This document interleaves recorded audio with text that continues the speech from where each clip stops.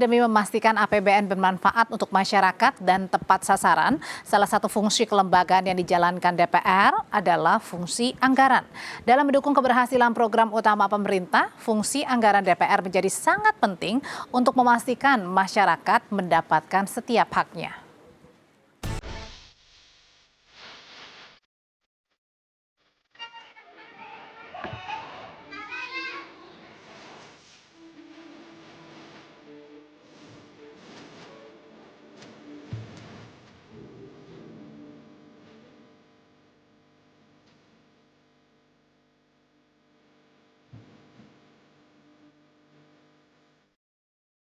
Anggaran Pendapatan dan Belanja Negara (APBN) adalah instrumen vital dalam menggerakkan roda ekonomi dan pembangunan nasional.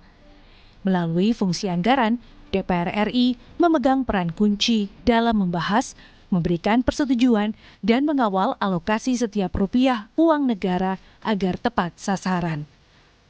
Dalam mendukung keberhasilan program utama pemerintah, fungsi anggaran DPR menjadi sangat penting untuk memastikan masyarakat mendapatkan setiap haknya, seperti hak mendapatkan layanan kesehatan. Komisi 9 itu sudah mensepakati dengan Kemenkes peran kesehatan primer ini bagian penting dari transformasi kesehatan. Apalagi layanan kesehatan primer itu menyangkut tanggung jawab juga dari pemerintah daerah. Pemerintah daerah sekarang TKD-nya drop, dia mengalami kesulitan anggaran untuk memperkuat layanan kesehatan primer, sehingga sangat tergantung kepada Kementerian Kesehatan. Sepanjang tahun sidang 2025-2026, DPR RI menunjukkan komitmen tinggi dalam menjaga transparansi dan efektivitas anggaran negara.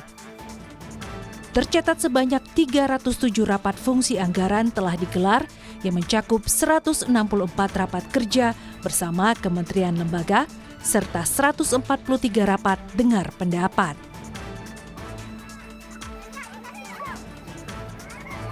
Pembahasan anggaran oleh DPR menitik beratkan pada prioritas nasional, pemenuhan mandatory spending pendidikan dan kesehatan, penguatan perlindungan sosial bagi masyarakat rentan, serta kedaulatan pangan dan energi. Dalam hal anggaran pendidikan, salah satu yang menjadi perhatian serius DPR terkait dengan anggaran revitalisasi sekolah. Meski sudah menyentuh angka 14 triliun rupiah, namun DPR menilai angka tersebut masih kurang untuk memenuhi kebutuhan infrastruktur pendidikan secara nasional.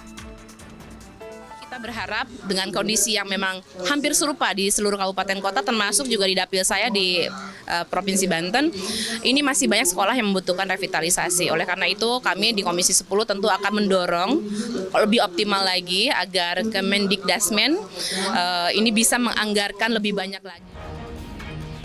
DPR juga menyoroti kebijakan efisiensi anggaran yang dilakukan pemerintah, baik pusat maupun daerah. DPR menilai efisiensi tidak akan berdampak negatif jika dilakukan tepat sasaran pada aspek non-pelayanan publik. Hal ini menyikapi adanya sejumlah pemerintah daerah yang melakukan efisiensi dengan memotong tunjangan ASN. Efisiensi itu hanya ditujukan untuk masalah belanja-belanja seperti perjalanan dinas, ya, kegiatan-kegiatan rapat. Tetapi belanja-belanja untuk pembangunan dan proyek-proyek strategi nasional itu tetap berjalan. Sekarang ini uang ke daerah itu relatif cukup besar sekali. Jumlahnya lebih dari 1.300 triliun. Cuma langsung kepada rakyat, yang dikelola langsung oleh rakyat dan pusat. DPR memastikan APBN bekerja sebagai shock absorber atau peredam gejolak ekonomi, sehingga daya beli masyarakat tetap terjaga dan ketimpangan dapat ditekan. Pengawasan alokasi anggaran juga diarahkan pada efisiensi penerimaan negara melalui pajak dan non-pajak agar fiskal Indonesia tetap sehat, akuntabel, dan berkelanjutan. Melalui pembahasan APBN yang terbuka dan terukur, DPR RI terus memastikan bahwa anggaran negara dialokasikan untuk sebesar-besarnya kemakmuran rakyat.